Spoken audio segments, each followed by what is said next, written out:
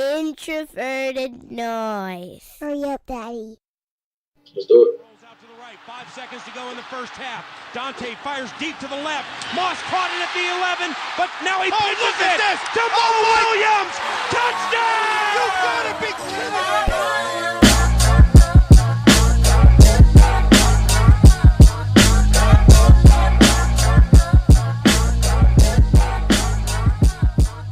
All right, and welcome back to another episode of the Climbing the Pocket podcast. I am your host, Jayson Brown. You can find me on Twitter at BrownJayson. Don't have the full crew, but we do have our quarterback back in the house. QB1, JR, my man. How you doing? How you been? Everything good, man. Can't complain at all. Tough loss last week, but ready to move on and start a new week. I mean, you're a Vikings fan. You could complain, but I'm glad you're taking the positive route. It's good. Yeah, it's nice. Definitely. Yeah, all right. Wide receiver 1, my man, sweating out them fantasy football playoffs. How's it going? If Keenan comes back, then we'll be all right. But, man, I'm worried about him.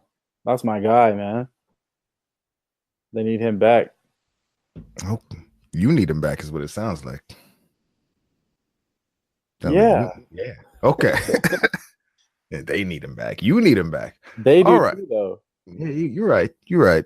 All right. Well, don't want Myles to get too depressed talking about this fantasy football stuff, so we'll jump right into it here. And of course, we're talking QBs. So JR is the one who came up with this topic. And as things would have it, this is a topic that Saxy Prince would really have loved to have been here to talk about. But of course, he's out. I can't use those words on this podcast, but he's out doing some things. So he's not going to be with us tonight, but we're going to talk about this thing anyway. And the topic is basically, I have a question for y'all, and it's Spotrac tweeted today, basically, and it says, with the Vikings and the Ravens hanging on for dear life, there's a very real chance that only one of the top 10 highest average paid QBs will make the playoffs in 2018. So my question to y'all is why? And while this is a quarterback question, I don't want JR to go and just bias the whole conversation, taking the quarterback side just to start out. So, Myles, I'm going to go with you first to get your thoughts on why all of these high-paid quarterbacks teams are struggling. Even, us, we are, quote, strongly in a position to make the playoffs, but it's not like we're a dominant team either. So what's going on? Why are all these high-paid quarterbacks struggling with their teams? I mean, it really looks like across the board for most of these teams that their supporting cast, I mean, besides the Vikings and I'd say the Falcons, the supporting casts aren't all that great in terms of, and when I say supporting cast, I mean that in terms of obviously on offense, but that ties into kind of what they have on defense as well. I mean, I know Atlanta's defense has been decimated with injuries all season, but they just don't seem like the same kind of team they were last season or the previous 3 seasons. So that team and the Vikings are the ones that I'm a little bit more like surprised about. And then obviously the Packers, because of how good Aaron Rodgers and how elite Aaron Rodgers is, it does surprise you that they're kind of just sitting there below 500, just kind of ready to pack it in for the season. Some of the other teams, I think the Ravens, Lions with Matt Stafford, the Ravens with Joe Flacco. Who's the other one, Jayson? One moment, please. Got me doing My research, bad. live research and stuff here. No, I just closed the window.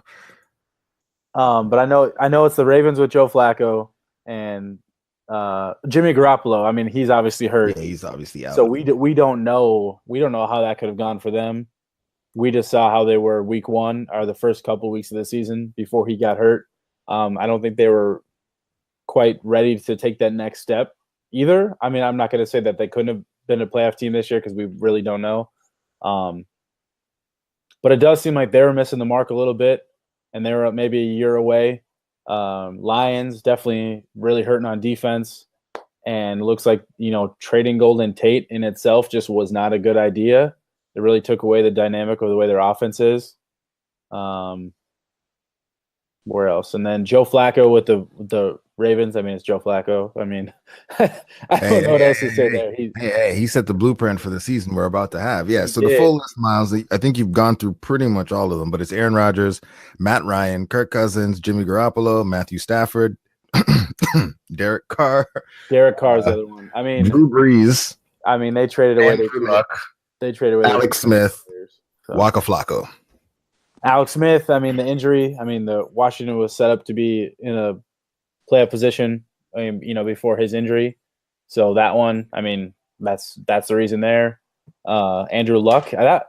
Their defense. I mean, their defense is just bad overall. I know they've played better as of late, but they've just that defense is really not doing them any favors. But yeah, so it's really just a gamut of things. But I know the question is, because you pay a quarterback you pay one player so much money, how much does that affect how you pay everybody else and how you can assemble your team? And it's a really good question to ask. Yeah. So JR, I mean, I know obviously you are you played quarterback. You like, I'm sure, seeing the quarterbacks out there getting this money, but when you see something like this, what are the thoughts that come to your mind on this? And I know Justice Mosqueda published an article. Shoot, it feels like a week ago, but I don't even know if it was that long ago. Basically, talking about there needing to be a middle class, like a quarterback middle class. Like right now, it's like if a quarterback comes up for a contract, he's basically getting max money, regardless of how good he actually is. What are your thoughts when you see the struggles of these high paid quarterbacks teams, and what do you think needs to happen going forward? Yeah, and I actually did read that article. It was a really good article that he did write. But I think it's just the result of the supply and demand for quarterbacks right now. And whenever a quarterback is up to get paid, it just seems like he's going to set the new benchmark for being the highest paid quarterback in the NFL. And let's say whoever the next quarterback is to get paid is probably going to get paid more than what Aaron Rodgers got paid just recently, even though he might not be as talented as Aaron Rodgers or is currently as good as him right now.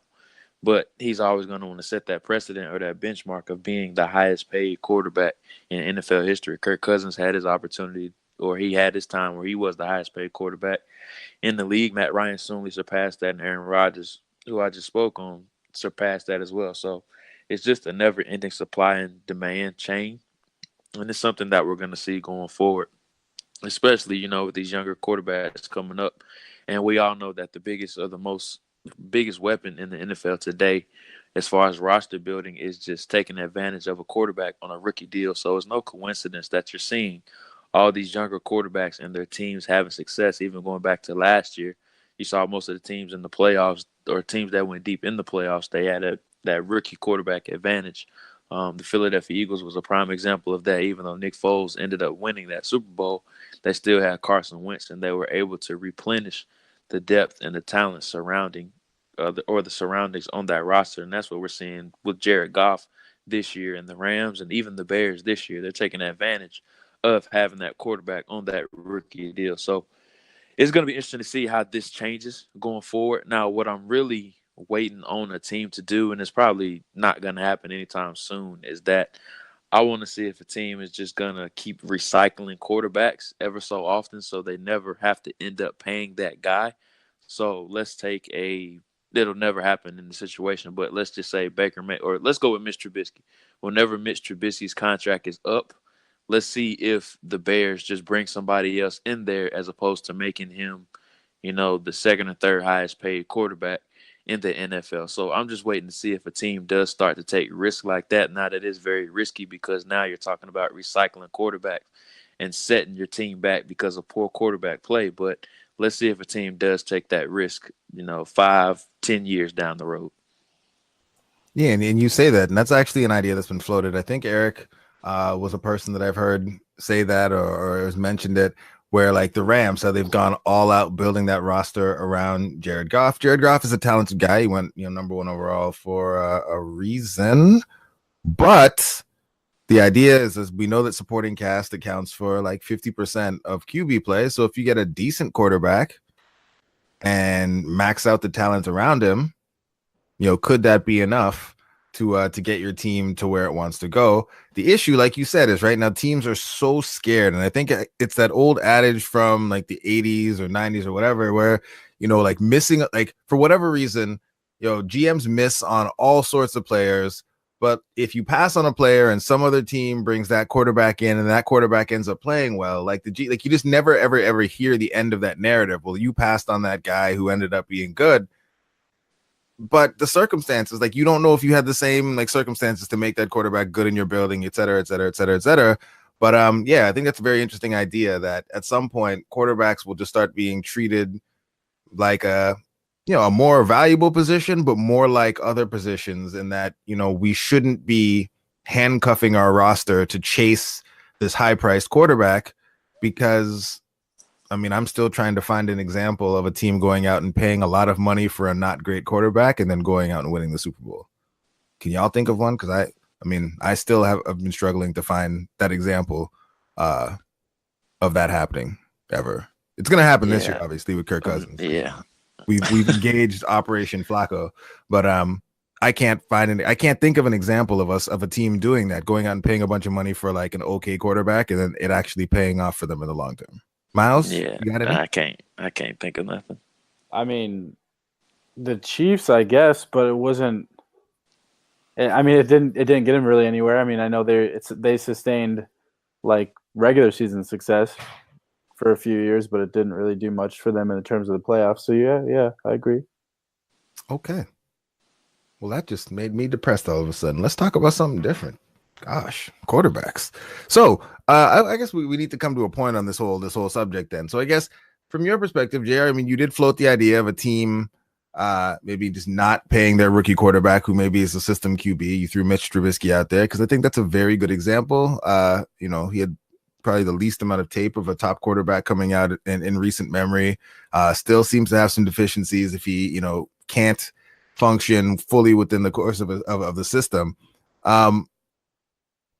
So that's what you do like with rookies. But let's say you have a veteran quarterback who is in that third tier. So like I'm not gonna say Kirk because that'll get people too much in their feelings. But like that caliber of quarterback, like a middle of the road quarterback, good enough to win you some games, but maybe not good enough to carry a team. JR, you're the GM. You get to do whatever it is you want to do now. Would you have I guess the stones to let that quarterback walk and hope to find a cheap replacement? Is that what you're saying you think teams should be doing as we move forward with things? Yeah, I do, but I think none of these GMs have the stones to do it, like you said, because teams are going to be okay with mediocre quarterback play because it's so hard to find that level of quarterback play throughout the league. So they're going to reward it, and we saw it with even a guy like Case Keenum this offseason. And Case got a 2-year deal, and I believe he got around 18 or 19 million, which is middle of the road pay for a quarterback. But the Broncos seem content with him at quarterback right now, and they're winning games. So they're not going to move on from Case this year because he's shown to be a mediocre guy, and John Elway is completely fine with that. And I don't see them probably trading up for a quarterback this year and moving on from him because it's so hard to find that middle ground or that common ground with quarterback play. But if I was a GM, I would have a tough time re-signing a guy like a Case Keenum or even a Kirk Cousins, honestly, in my opinion, because I think the ramifications of trying to find that rookie quarterback on that rookie deal and maximizing that 5-year window while he is on that deal outweigh the positives of locking down a guy like a Case Keenum or even a Kirk Cousins for 3 to 4 years under a guaranteed contract and being stuck in that deal without being able to replenish or plugging some holes on my team because of that contract weighing me down. Oh boy. All right. Well, I mean, for JR, I feel like that counts as a hot take, Myles. What about you? I mean, that's pretty spicy from JR, who normally plays things kind of down the middle on it. But yeah. All right. I'm proud of you. In terms of spicy, in terms of like that he wouldn't re-sign Kirk Cousins, or yeah. I mean, I get it. To me, in that sense, it would all depend on the scenario I'm in, the situation I'm in as a GM and a head coach. Not a lot of GMs and head coaches get multiple opportunities to try to find another quarterback. So I think it would depend on that situation for sure. I mean, we've seen Rick Spielman is to me, in my opinion, an outlier along with Mike Zimmer. Mike Zimmer more so because of, injuries. That's really the main reason for his situation. But Rick Spielman's gotten, as a GM, a lot of opportunities to find a quarterback for this franchise, and in similar situation with Zimmer, I mean, their injuries have occurred as well. But I do believe it does depend on the situation you're in as a GM or as a coach. Okay. All right. Well, let's get this thing moving. JR, you missed the last pod, so I got to get your thoughts because I saw you putting out some of that wonderful film on the timeline, breaking down some of the things that Seattle was doing. I guess we'll say to confuse Kirk Cousins, switch up coverages. As Diggs mentioned, triple team him, double team Thielen. So when you went back and watched the film, really broke things down. What are your takeaways from this game? What did you see? And I guess what are your thoughts on what adjustments the Vikings can make as we move out of that game and we move forward?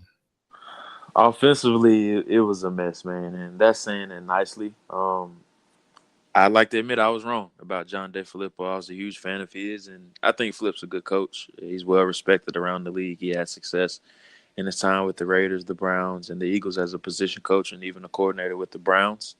But Minnesota just wasn't a good fit for him, and I think his flaws got a bit exposed as far as being a coordinator, and he just couldn't adjust to the in-game flow, and he just didn't have a great rhythm with calling plays. I think that was the biggest deficiency with him. And like I said, I'm a big fan of Flip as far as a position coach, but it just didn't work out here for him as a coordinator. And I think the thing about Flip is that he's a great play designer, but he's not a great coverage attacker, if that makes sense. He can draw up plays, but when it comes time to attacking or deciphering those coverages, he just wasn't able to do it. And in-game adjustments is just something that he hasn't been able to do this year. And when a team is able to shut down his first adjustment within the game, he hasn't been able to counteract what those teams or those defensive coordinators are able to do to shut him down. So I think that was one of the biggest things that he did struggle with in his time in Minnesota. And that was evident against Seattle Seahawks this week.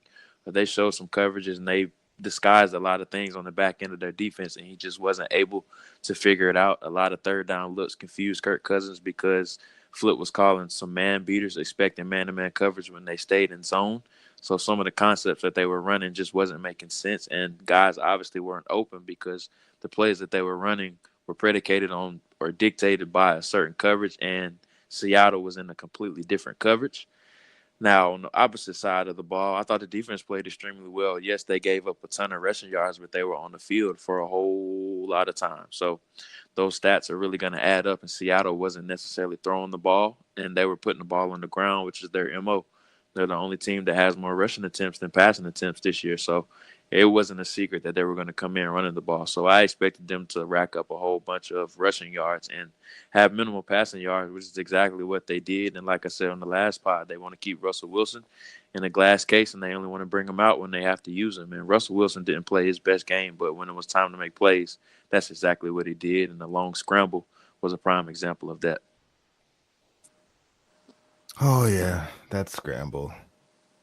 So yeah, I guess you mentioned the man beaters when they come out in zone coverage, but the play that you highlighted, one of the plays that you highlighted on the timeline today, where I guess Seattle, I think you said, showed cover 2 pre-snap, but then post-snap they basically were playing man and doubling both Thielen and Diggs in kind of a different kind of way.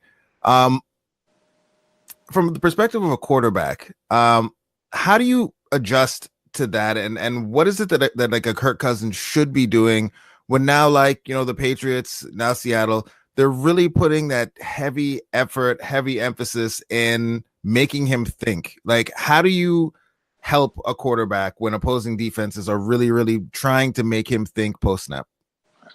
There's honestly not really much you can do, especially with the running game being so obsolete. You have to find a way to take advantage or put some more trust in your number 3 receiver, Kyle Rudolph, or scheme some ways for Dalvin Cook to be open, because otherwise you're going to constantly throw it in double coverage and just throwing up prayer balls to Adam Thielen and Stephon Diggs. Even though they've shown to be able to win in those situations, it's just not sustainable and something that I would do. a countless number of times because you're just begging for Kirk Cousins to eventually throw an interception. Because, I mean, let's just be honest, two guys obviously outnumber one, and he's eventually going to turn the ball over or make a mistake in that situation. So you have to find a way to take advantage of Aldrick Robinson versus Trey Flowers, which is a matchup that they weren't able to exploit or take advantage of, and Dalvin Cook just wasn't able to get open occasionally against their linebackers. I mean, Bobby Wagner is one of the best coverage linebackers throughout the league, and he did a great job of tackling throughout the game as well. And Kyle Rudolph just wasn't able to – he didn't have the foot speed to win in man-to-man coverage, which is what their game plan was for the Seattle Seahawks. It was a really good plan. They forced everybody outside of Diggs and Thielen to make a play, and they were fine with where they were able to accept if those guys were able to beat them in man coverage. They trusted their corners and their safeties to hold up against those other three guys outside of Diggs and Thielen. Yeah, and so Myles, this is a conversation I know that you've had in multiple different forums, different mediums, different times over the past couple of weeks here. But how would you adjust to this if you were if you were calling the plays for the Vikings? So I guess we'll use this to segue into kind of what we can expect from Stefanski, what he might be able to change. But Myles, if it's you and teams are selling out to stop Diggs and Thielen, what are some concepts you might try to throw out there that could help these other guys maybe be a bit more impactful than they have been of late? Yeah, for me, I mean, it's really tough because it's definitely tough to do. But I think one thing we need to see a little bit more of, and we did see it at times, and I think it really helped in the middle of the season, was moving guys around, like whether it's just moving guys in motion just to kind of dictate what that coverage is for Cousins and for the offensive coordinators, just to kind of tell the offense kind of what kind of defense are they trying to play.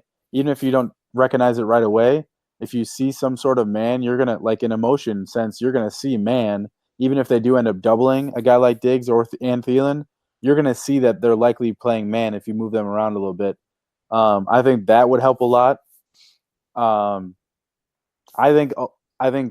know that they haven't been as successful running the ball, but in terms of needing to get Cousins out into moving him from the middle of the pocket, I think is important. And I don't think we did enough of that. And I think bootlegs and oh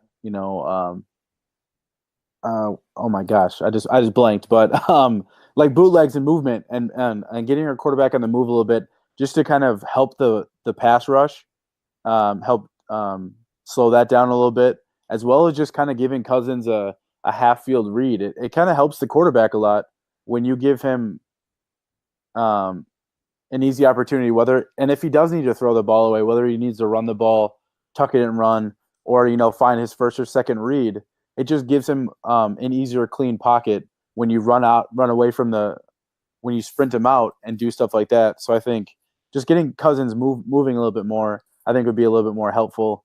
And then the quick passing game, we obviously know is something that we probably would like to see a little bit more of. Maybe some mesh routes with guys like Diggs and Thielen and getting them into space, because against man coverage, if you run some mesh routes, it helps create some natural rubs and stuff like that to help open up some opportunities for those guys. But more combo routes, like if you're going to double at Thielen and Diggs, you'd probably want to kind of try to see if you can get them lined up in the same area as each other, because I think that would help, because you're going to give them more of a two-way go if they're lined up, maybe if they're stacked next to each other or whatever it is.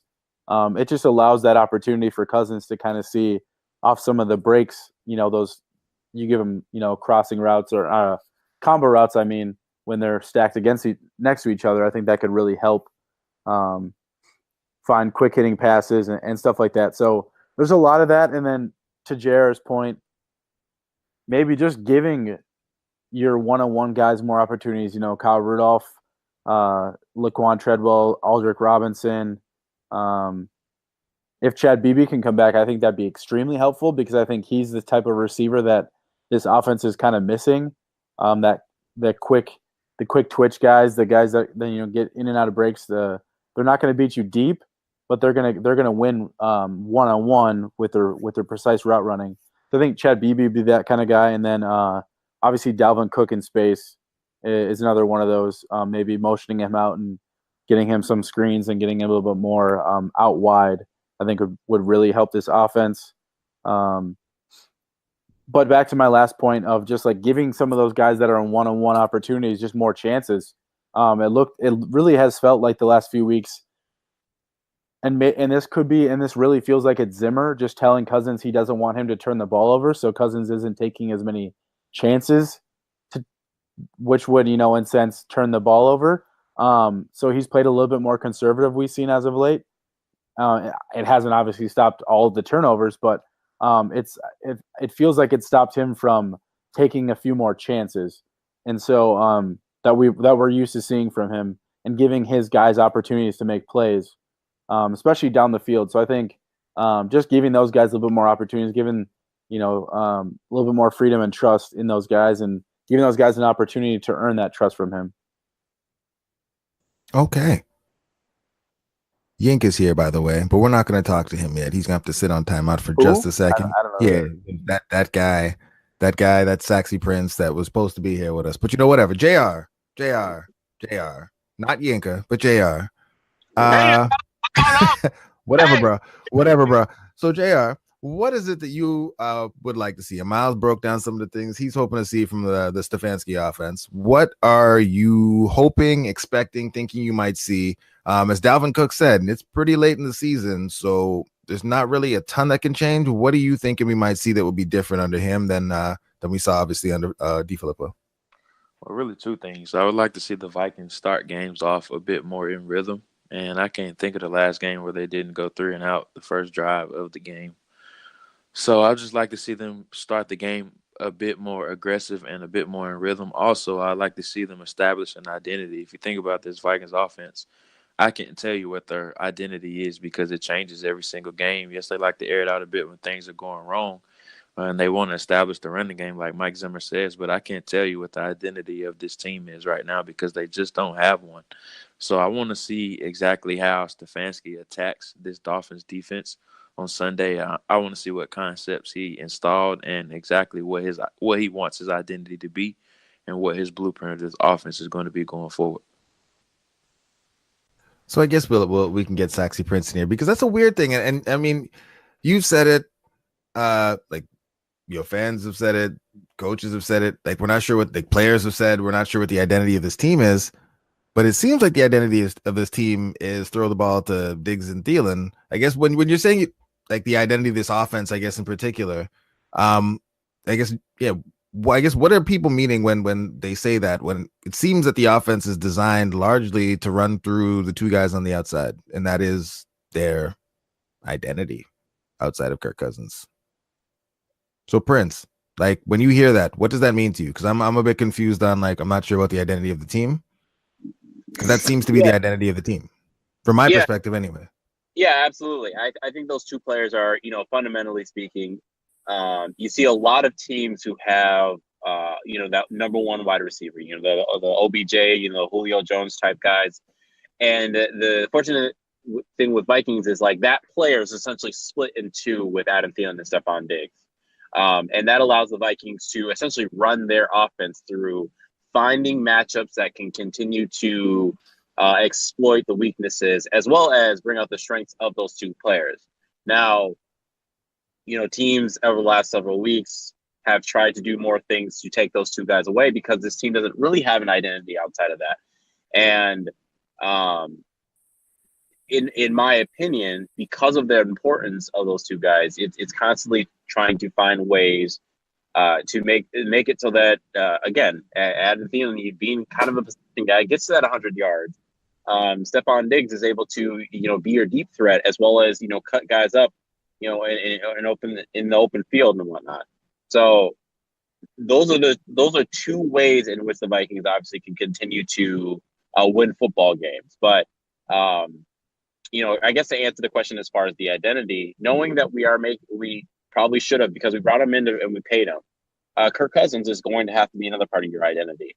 I think with Stefanski, to answer probably your previous question, is I'm actually looking for Kirk Cousins to now be kind of a pseudo interim OC.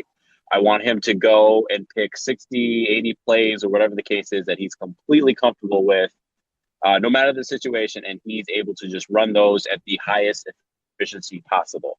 I want him to take a huge say in what this offense is going to be over these next 3 games and even further into the playoffs.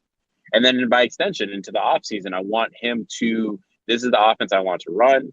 This is how it's going to be. And this is how we're going to find ways to maximize what this guy can do. So as far as identity, yes, Stephon Diggs and Adam Thielen, but I don't think that we can talk about identity if Kirk Cousins isn't a part of that conversation. So I'm looking at those 3 main guys to really. But we know every week that Cousins is meeting with, well, at the time, obviously DeFilippo on what they felt he was comfortable running. I mean, every coordinator does that with their quarterback. Yeah, absolutely. Yeah, I'm not saying this is going to be necessarily anything different. But there was a little bit of in certain circumstances. Obviously, you have maybe an established quarterback with maybe a new OC who's getting brought in, and then it's kind of collaborative. But in this scenario is a little bit different because you had Kirk Cousins coming in new, you had DeFilippo coming in new, and then obviously you've had Zim who has a very specific way. I think there was 3 voices that were really happening as far as definitely what we want as far as the offense. Whereas this one, I'm kind of what I'm advocating for is a singular voice, and that's probably more so Kirk Cousins than anyone else. And I think Zimmer is going to need to be okay with that. Like if this is what Kirk wants, this is what the offense needs to be, because if he's failing, then obviously the Vikings aren't going to be performing very well. Okay. Yinka advocating for Kirk Cousins. I'm not even sure what to do with that or how to segue to something different. I'm so taken off guard by. Just had me watch a Spider-Man movie. I'm all hyped up. So whoa. My goodness. So.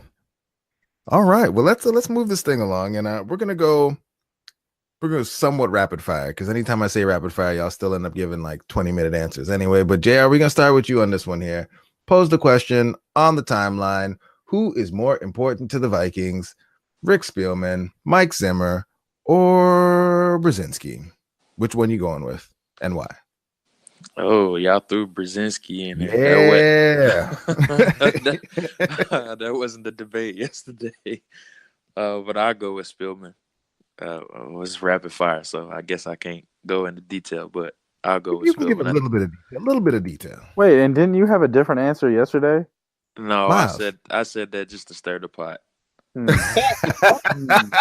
My real answer is Spielman, because I think he's a solid evaluator of talent, and he's great at giving Mike Zimmer exactly what he wants. So I would go with Spielman. Okay, Myles, where are you going? Yeah, I'm on the Spielman train on this one, because I think, especially with someone like Zimmer, as great as a coach he is, especially defensively, that's where his allegiance and that's where his understanding of the game and his prowess is on the defensive side of the ball. I feel like no matter what, you're always going to have a great defense with Mike Zimmer. But I always worry about the offense, because he doesn't let the offense do what he doesn't allow them more freedom. So that's my biggest thing. And like JR said with Spielman, he's a great evaluator of talent. I know there's obviously a couple positions there that are key that he struggled with, but I think overall he's a really great GM. All right. Saxy Prince, where are you going with this one? I'm gonna be different. I'm gonna say Zimmer. I think we've seen time and time again with many organizations. I mean, that's not to take anything away from Spielman or Brzezinski or any of the other guys. We've seen organizations with decent GMs and good front offices, but that can't be pulled together without the coaching.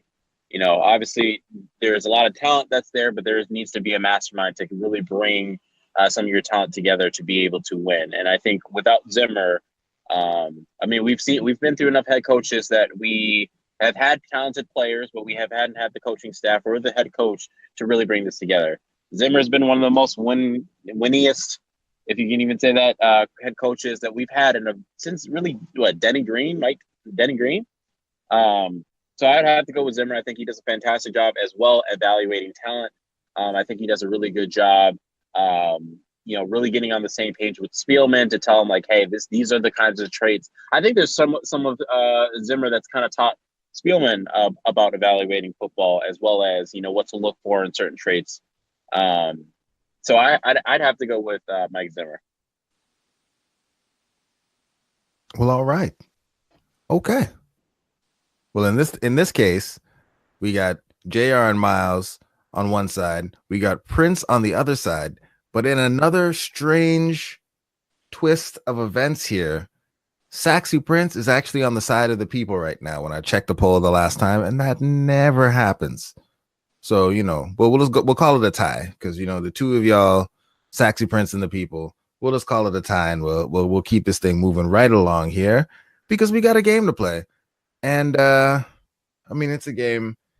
I think the odds should be a little bit more in our favor going into this game than they were in the last one, but it is the Vikings, so I don't want to be too confident about it. But this should be a more favorable matchup for us than the last couple of games. JR, what are you seeing as you start to think about how we match up, how we should do when we take on these Dolphins coming off their big win? If we can't run the ball this week, there is no hope at all. They have one of the worst run defenses in the league. I believe they're like the 29th or 30th ranked team defense against the run. So I'm sure Stefanski is probably going to try to run the ball a bit early just to, alleviate a little bit of pressure off of him from throwing the ball early and often. But with Xavier Howard probably not playing this game, I know he's nursing a real bad knee injury. I think he had surgery a couple of weeks ago, which is probably their best corner. With him being down, their secondary is a little bit shaky. Minkah Fitzpatrick has showed some promise, but I don't think he's there yet as far as hanging with upper echelon receivers like Thielen and Diggs. Their second level of their defense, their linebackers has played decent. Jerome Baker is a nice rookie that's played really well this year. Their defensive line doesn't have really a lot of people up front that really scare you a ton. So overall, I don't think their defense is very good, but they do have some pieces in spots, and I think the Vikings should be able to have their way with this team offensively. And if there is one game to, get Stefanski comfortable, I think this is the game to do that because their defense isn't that great overall. Offensively, Ryan Tannehill, we're not sure if he's even going to play yet. He's nursing an ankle injury, I believe, and he's been shaky the past few weeks as well. So we'll see how he does end up doing. They have a bit of a good duo in the backfield with Kenyon Drake and Frank Gore, the ageless wonder. Nobody on the perimeter really scares you a whole bunch as far as their receivers, and the offensive line has played better this year, but I still think we should be able to generate some pressure. So this is a very winnable game for the Vikings, and if there was one opponent to have for a bounce-back game, the Dolphins are very they're very vulnerable in a lot of spots. So I think they can have their way with their team, with this team, if they do come to play. I certainly hope so, but I also am wondering because y'all just keep so disrespectful. Keep forgetting to talk about, the most important thing that should be coming back to these Vikings. They get the running game going because the spark god looks like he's, making his way back towards being able to be on the field.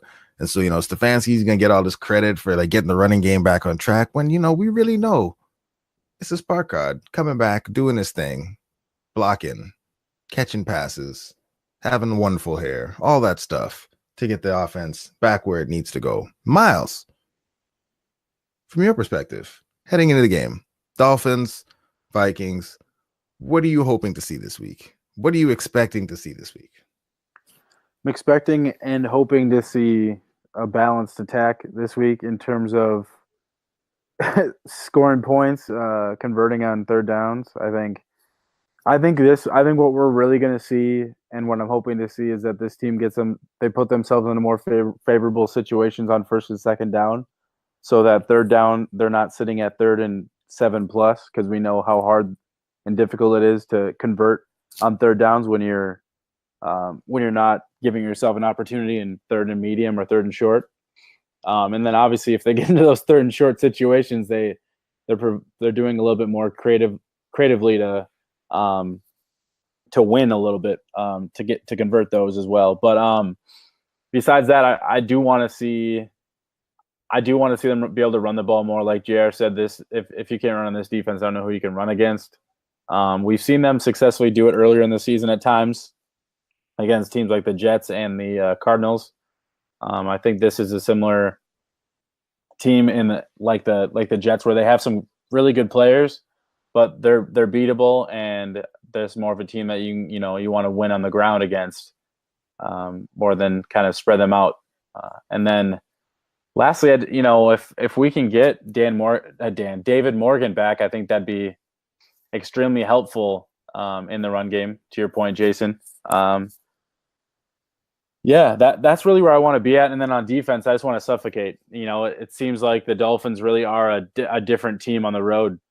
Let's suffocate them. Let's get that crowd going. Let's get Tannehill uncomfortable early and often, and force turnovers, force him to make mistakes, and score on defense or on special teams. Because the way the offense has been going, man, I'm just, I'm not saying there can't be a spark there this week because of Stefanski and whatnot, but just not having to rely on. I hate that you have to rely on the defense or special teams to do it, but just seeing them score just to help out a little bit, because they already do so much. So why not do a little bit more? All right. So, and I was going to go to Prince, but unfortunately, Prince came in, said, "What's up?" Prince had to bounce. So that's all the Saxy Prince you're getting for this episode. And I'm right there with y'all. This is a game that the Vikings should be able to go out and handle business. They're back at home. Hopefully this is a bounce back game where Kirk Cousins can go out there, do his thing, get his confidence back, get his swagger back a little bit, or get his swagger at all. I don't know. Get some swagger in this game, get his confidence up, and go out there and ball and start to set up some momentum as we make this push towards the playoffs. Teams getting healthy, have a stretch of games that are winnable, that look winnable. We could actually be that team that goes into the playoffs on a hot streak, and get that Flacco run going, where we just keep that hot streak going all the way to the Super Bowl. I think you guys already covered the keys to victory. Run the ball, smothering defense. Basically, we're looking for a beatdown in this game. So, Myles, what is your score prediction going into this game? What is your bold prediction? Oh, man. It's so hard to predict with this team anymore.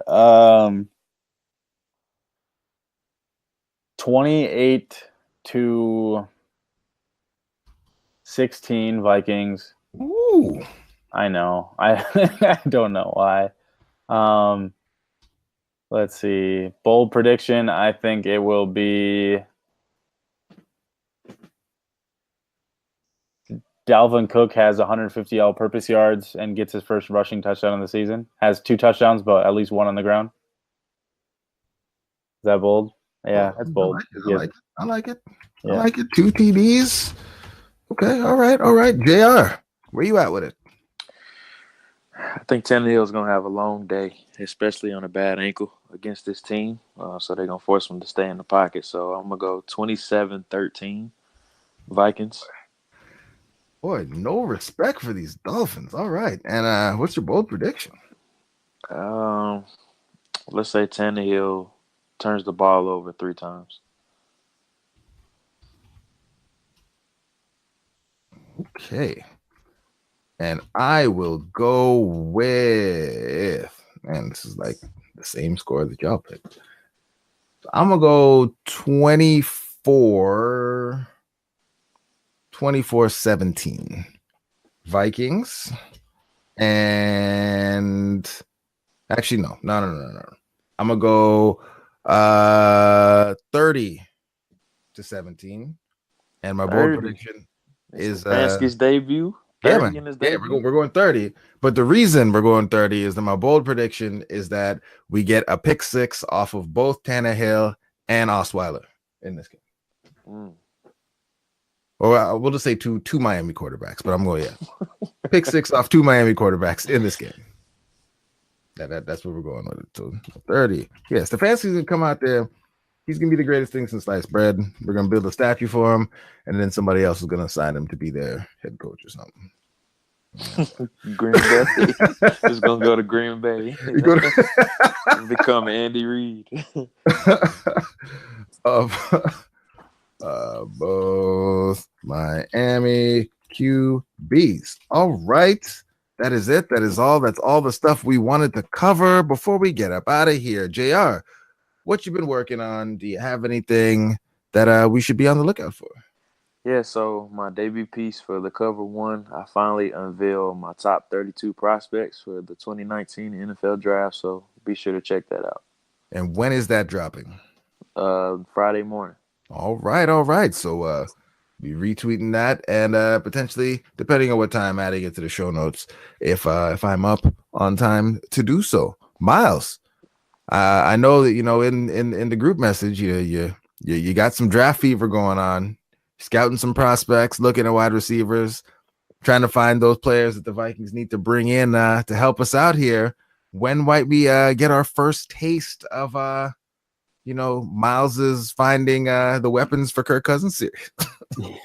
Yeah, I mean it's still a little early. I would like to see a little bit more how the season plays out. I think if we for some reason saw in the next couple weeks, if they don't make the playoffs, then I'll release it right away. But I'm trying to kind of wait a little bit just to kind of see how the season plays out. But I'm working on some stuff, and then obviously once the season's over, I'll be in full swing.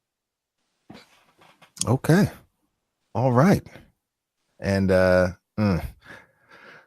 try to find some time. I want to dig back in, update the supporting cast, update quarterback performance, and then see if I can figure out the math to look at kind of offensive coaching performance to see which offenses are performing above and below kind of the sum of their parts, and we'll chalk that up to coaching. So at some point in the next couple of weeks, lock myself in the basement with some spreadsheets and get that worked out and see what that looks like, just because I'm curious. So yep, that's it. That's all. Listeners, as always, thanks for sticking with us. Gentlemen, thanks for coming on. JR, Myles, we had a little bit of Saxy Prince, and yeah, that's it. We will talk to y'all, I guess, soon. Yeah, relatively soon. Have a good one.